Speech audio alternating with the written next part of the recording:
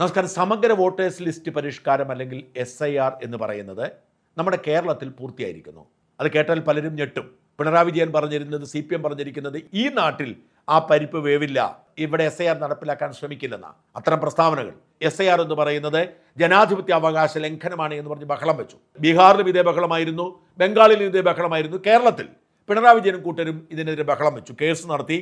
അതൊക്കെ എവിടായി എന്തായി നമുക്കറിയില്ല. എന്തായാലും SIR പൂർത്തിയായിരിക്കുന്നു. ഏതാണ്ട് 9 ലക്ഷം വോട്ടർമാർ പുറത്തായിരിക്കുന്നു. ഈ പുറത്തായിരിക്കുന്നതൊക്കെ വോട്ടവകാശമില്ലാത്തവരാണ് എന്നാണ് തെരഞ്ഞെടുപ്പ് കമ്മീഷൻ പറയുന്നത്. അത് ശരിയാവാനാണ് സാധ്യത. എന്താണോ തെരഞ്ഞെടുപ്പ് കമ്മീഷൻ പറഞ്ഞത് അത് നടപ്പിലാക്കി. അതേസമയം പൊട്ടന്മാരായ അടിമകളായ പാർട്ടിക്കാർക്ക് ഈ അന്യായത്തിനെതിരെ ശബ്ദമുയർത്താൻ ഒരവസരം ഒരുക്കി കൊടുത്തു.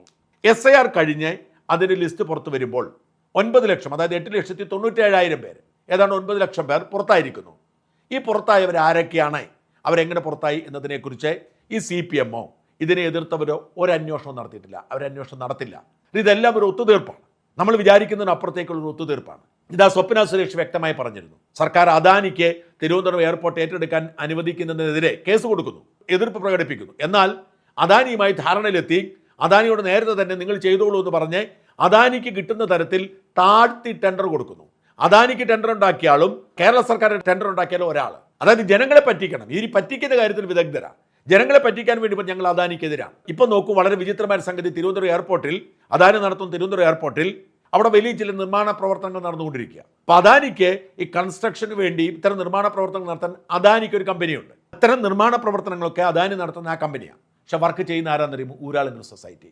ഈ വർക്കിന്റെ സബ് കോൺട്രാക്ട് പിടിച്ചിരിക്കുന്ന ഊരാളുങ്കൽ സൊസൈറ്റി. അതായത് സർക്കാരിന്റെ വർക്കിന്റെ ഒക്കെ മെയിൻ കോൺട്രാക്ട് പിടിച്ചിട്ട് മറ്റുള്ളവർക്ക് സബ് കോൺട്രാക്ട് കൊടുത്ത് കമ്മീഷൻ കൈപ്പറ്റുന്ന കമ്പനിയാണ് ഊരാളുങ്കൽ. ഈ ഊരാളുങ്കൽ അദാനിയുടെ വർക്കിന്റെ സബ് കോൺട്രാക്ട് പിടിച്ചിരിക്കുന്നു. കോടികളുടെ ഇടപാടാണ്. നോക്കൂ, അദാനിയെ കണ്ടുകൂടാ എന്ന് പറയുന്ന സർക്കാരിന്റെ സ്വന്തമായി ഊരാളുങ്കൽ സൊസൈറ്റി അദാനിയുടെ കമ്പനിയിൽ നിന്നും സബ് കോൺട്രാക്ട് പിടിച്ച് വർക്ക് നടത്തി. ഇതാണ് ഇവിടെ നടക്കുന്ന ഈ ഇരട്ടത്താപ്പ് രാഷ്ട്രീയം. ഇത് പറയാതിരിക്കുന്ന വൃത്തി എല്ലാ അർത്ഥത്തിലും ഇരട്ടത്താപ്പാണ്. അതുകൊണ്ടാണ് ഇപ്പോൾ SIR പൂർത്തിയായി ലിസ്റ്റ് പുറത്തു വന്നിട്ടും ഒരക്ഷരം പോലും പറയുന്നില്ല. വളരെ കൗതുകമുണർത്തുന്ന ചില കാര്യങ്ങൾ ഈ ലിസ്റ്റിന്റെ ഡാറ്റയിൽ നമുക്ക് മനസ്സിലാക്കാൻ പറ്റും.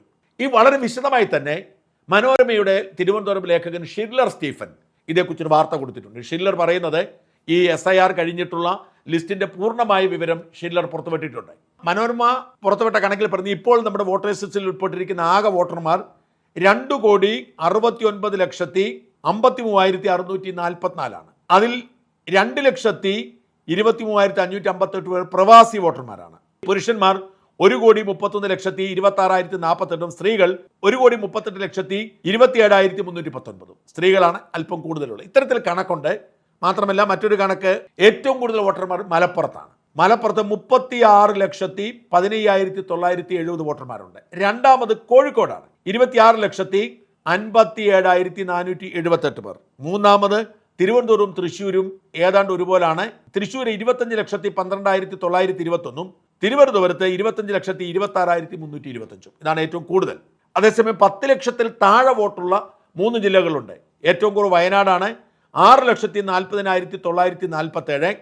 രണ്ടാമത് ഇടുക്കിയാണ്, 7,99,254.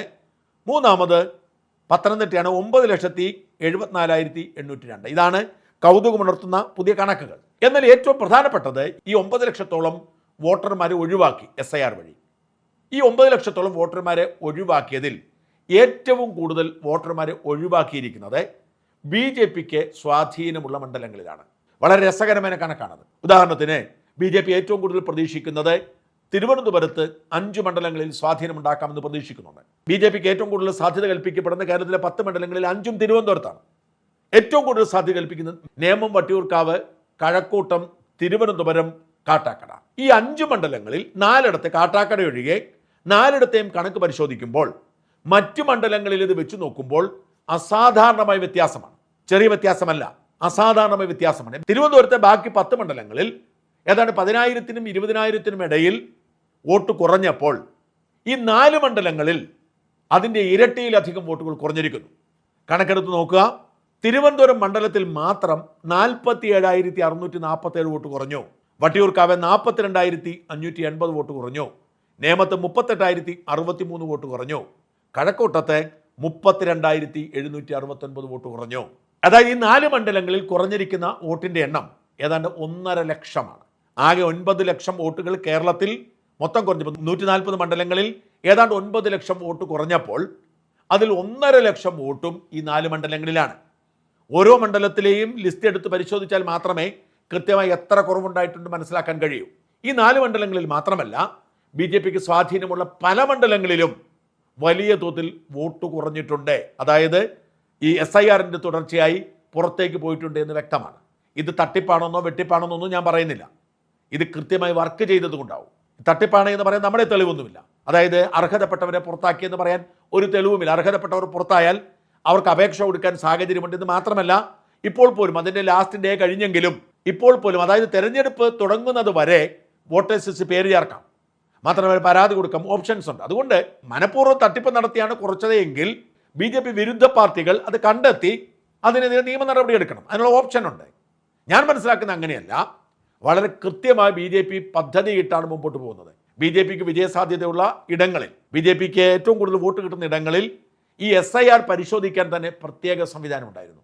അവർ ഈ നാളുകളിൽ അതിലാണ് ശ്രദ്ധിച്ചത്. മറ്റ് പാർട്ടിക്കാർ, പ്രത്യേകിച്ച് കോൺഗ്രസ്സുകാർ ഇതൊന്നും ഗവനിക്കാറില്ല. ഞാൻ പറഞ്ഞിട്ടുള്ളൂ, കോൺഗ്രസിൻ്റെ ഗതികേട് ആരംഭിക്കുന്നത് 2009 മണ്ഡല പുനർവിഭജന സമയത്താണ്. കോൺഗ്രസ് പാർട്ടി അത് ഗവനിച്ചേയില്ല. എന്നാൽ പിണറായി വിജയൻ, അത് പാർട്ടി സെക്രട്ടറി പിണറായി വിജയൻ, തൻ്റെ ഉറ്റ അനുയായിയായ കോടിയേരി ബാലകൃഷ്ണനെ ഈ പണി ഏൽപ്പിക്കുന്നു. കോടിയേരി ബാലകൃഷ്ണനായിരുന്നു CPMന്റെ പ്രധാനപ്പെട്ട പ്രതിനിധി. PP ജോർജും PV ഗംഗാധരനുമായിരുന്നു കോൺഗ്രസിൻ്റെ പ്രതിനിധികൾ. അവർ ചായയും കുടിച്ച് ബിസ്ക്കറ്റ് തിന്നിട്ട് പോയി. കോടിയേരി ബാലകൃഷ്ണൻ പിണറായി വിജയനും കൂടി മണ്ഡലം കൃത്യം അവർക്ക് അനുകൂലമായ രീതിയിൽ മാറ്റി എഴുതി. ആ മാറ്റി എഴുതിയതിന് ഒപ്പിട്ട് കൊടുത്തു PP ജോർജും PV ഗംഗാധരനും. അതോടുകൂടി CPIM ഏത് തെരഞ്ഞെടുപ്പ് നടന്നാലും ഒരു 55-60 സീറ്റിൽ ജയിക്കുന്ന സാഹചര്യമുണ്ടായി. CPMന് അതിൽ താഴേക്ക് കളയാൻ പറ്റില്ല. കാരണം അവരത്തരത്തിൽ മണ്ഡല പുനർവിഭജനം നടന്നു. അവർക്ക് മത്സരം കാഴ്ചവെക്കാൻ പറ്റുന്ന തരത്തിൽ, ഉദാഹരണത്തിന് പാലായിൽ മരങ്ങാട്ടുപള്ളിയും ഉഴവൂരും അടക്കമുള്ള മണ്ഡലങ്ങൾ അവർ കടുത്തുരുത്തിലേക്ക് മാറ്റി. അതുപോലെ തന്നെ ഏറ്റുമാനൂരിൽ UDFന്റെ കുത്തക മണ്ഡലമായിരുന്നു. കുമരകവും തിരുവാർപ്പും അടക്കം CPMന് സാധ്യതയുള്ള മണ്ഡലങ്ങൾ ഇങ്ങോട്ടിട്ടു, അതായത് ഏറ്റുമാനൂരിലേക്ക് ഇട്ടു. അങ്ങനെ പല മണ്ഡലങ്ങളിലും അവർ CPMന് ഗുണകരമാവുന്ന തരത്തിൽ കൃത്യമായി ഫീൽഡിൽ നിന്ന് റിപ്പോർട്ട് എടുത്ത് കൃത്യമായി പഠനം നടത്തി അവർക്ക് അനുകൂലമായ രീതിയിൽ മാറ്റിയെടുത്തു. ഇതാണ് ഈ UDFന്റെ പരാജയത്തിൻ്റെ ഏറ്റവും മൂല കാരണം. ഇത് തന്നെയാണ് കൃത്യമായി BJP ചെയ്തത്. ഇപ്പോൾ SIRന്റെ കാലമാണ്. SIRന്റെ കാലത്ത് അവർ കൃത്യമായി വർക്ക് ചെയ്ത് അവിടെ ഇല്ലാത്ത ആളുകളെ ഓരോരുത്തരെ തപ്പിപ്പിടിച്ച് കളഞ്ഞു. ഈ ഇല്ലാത്ത ആളുകളായിരുന്നു പലപ്പോഴും കള്ളവോട്ടിന് നേതൃത്വം കൊടുത്തിരുന്നത്. അതുപോലെ ഇരട്ട വോട്ടുകൾ ഒരു മണ്ഡലത്തിലുള്ളവർ ഒരു മണ്ഡലത്തിൽ തന്നെ പലതവണ ചേർത്ത്, പല അഡ്രസ്സിൽ ചേർത്ത് വോട്ട് ചെയ്യിപ്പിച്ചിരുന്നു. ഇതിനെല്ലാം പരിഹാരമുണ്ടാക്കി അങ്ങനെ BJPക്ക് ഏറ്റവും സാധ്യതയുള്ള 4 മണ്ഡലങ്ങൾ അവർ തെളിച്ചെടുത്തിരിക്കുകയാണ്. ഈ ഒരൊറ്റ പ്രവൃത്തി കൊണ്ട് തന്നെ BJPക്ക് ഈ 4 മണ്ഡലങ്ങളിൽ മുൻതൂക്കമുണ്ടായി. ഈ 4 മണ്ഡലങ്ങൾ നേമത്തും കഴക്കൂട്ടത്തും തിരുവനന്തപുരത്തും വട്ടിയൂർക്കാവും BJPക്ക് വലിയ സാധ്യത കൽപ്പിക്കപ്പെടുന്ന മണ്ഡലങ്ങളാണ്. അതിൽ നേമത്തെ രാജീവ് ചന്ദ്രശേഖരായിരിക്കും സ്ഥാനാർത്ഥി എന്ന് ഉറപ്പായി. കഴക്കൂട്ടത്ത് V മുരളീധരനായിരിക്കും സ്ഥാനാർത്ഥി എന്ന് ഉറപ്പായി. തിരുവനന്തപുരത്തും വട്ടിയൂർക്കാവിലും ആരെന്ന കാര്യത്തിൽ തീരുമാനമില്ല. അങ്ങനെ വളരെ കൃത്യമായ ഇടപെടൽ നടത്തി അവർ മുമ്പോട്ട് പോകുമ്പോൾ ഇതേ ജാഗ്രത മറ്റു മണ്ഡലങ്ങളിൽ ഉണ്ടായിരിക്കും. നമ്മൾ കണക്ക് പരിശോധിച്ചിട്ടില്ല. അപ്പം ഞാൻ മനസ്സിലാക്കുന്നതനുസരിച്ച് പാലായിൽ പോലും ശക്തമായ ഇടപെടൽ നടന്നിട്ടുണ്ട്. കൃത്യമായ പരിശോധന നടത്തി അനേകം പേരെ ഒഴിവാക്കിയിട്ടുണ്ട്. ഇത്തരത്തിൽ വളരെ കൃത്യമായ ഒരു ഹോംവർക്ക് BJP ചെയ്യുമ്പോൾ മറ്റു പാർട്ടികൾ അത് ചെയ്യുന്നുണ്ടോ എന്ന സംശയം എനിക്കുണ്ട്. CPM തട്ടിപ്പ് നടത്തിയാണ് മുമ്പോട്ട് പോകുന്നത്. കോൺഗ്രസിന് ഇതിനൊന്നും സമയമില്ല. പക്ഷേ BJP കൃത്യമായ പദ്ധതിയുണ്ട്. നേരത്തെ പറഞ്ഞിരുന്നല്ലോ, 2020 സഖ്യം തന്നെ തന്ത്രപരമാണ്. 2020 ഒരു യൂണിറ്റ് പോലും ഇല്ലാത്ത കൊട്ടാരക്കരയിൽ അഖിൽ മാരാറിനോട് 2020 സീറ്റായി. ഇത്തരത്തിൽ പ്രൊഫഷണലുകളെ കൊണ്ടുവന്ന് വളരെ വ്യത്യസ്തമായ രീതിയിലാണ് BJP തെരഞ്ഞെടുപ്പിനെ നേരിടുന്നത്. അതുകൊണ്ടാണ് BJPക്ക് വരുന്ന തെരഞ്ഞെടുപ്പിൽ വലിയ ഒരു മുന്നേറ്റം ഉണ്ടാവുമെന്ന് പലരും കണക്കാക്കുന്നത്. അത് കൃത്യമായി ഹോംവർക്ക് ചെയ്യാൻ അവർക്കറിയാം. ആ ഹോംവർക്കിലൂടെ വിജയം ഉറപ്പാക്കാൻ അവർ ശ്രമിക്കുന്നു. കോൺഗ്രസ് ആൾക്കൂട്ടത്തിൻ്റെ ആവേശത്തിൽ വിശ്വസിച്ച് ജാഥ നടത്തി കഴിയുന്നു. ഈ വ്യത്യാസം കൃത്യമായി പ്രതിഫലിപ്പിക്കുന്ന ഒരു സംഭവമാണ് SIR പൂർത്തിയായപ്പോൾ BJPക്ക് സ്വാധീനമുള്ള മണ്ഡലങ്ങളിൽ വലിയ തോതിൽ വോട്ടർമാർ കൊഴിഞ്ഞുപോയത്.